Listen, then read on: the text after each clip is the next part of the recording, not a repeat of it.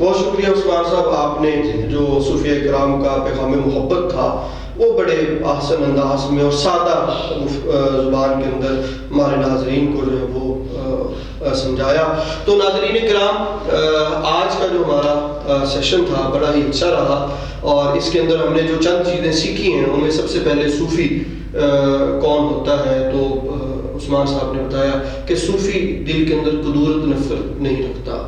اور بلکہ اس کے دل کے اندر محبت ہوتی ہے، اور محبت انسان کی شخصیت کے اندر جو کردار ادا کرتی ہے یا نکھار پیدا کرتی ہے وہ کسی اور چیز کے اندر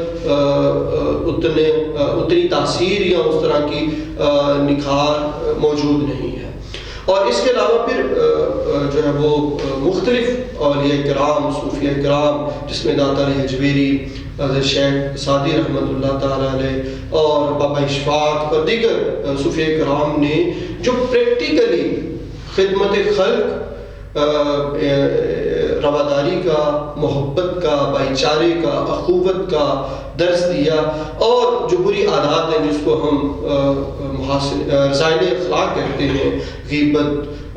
کرنے کو، جھوٹ بولنے کو، دوسرے کو حقیر جاننے کو، اور ان جیسی دیگر جو چیزیں ہیں، حسد، بغض، کینہ، اناد، اس سے خود بھی دور رہے اور دوسروں کو بھی جو ہے وہ دور رہنے کی جو ہے وہ تلقین کی، کیونکہ یہی وہ صفات ہیں. بری صفات اگر ہمارے اندر آ جائیں گی تو ہم لوگوں سے دور ہو جائیں گے، اور اگر ہمارے اندر اچھی صفات آ جائیں گی، پریکٹیکلی ہماری لائف کا حصہ بن جائیں گے، تو ہم دنیا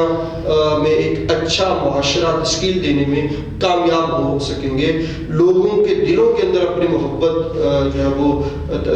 قائم کرنے میں کامیاب ہو سکیں گے. تو اس کے ساتھ ہی مجھے اجازت دیجیے. اللہ حافظ.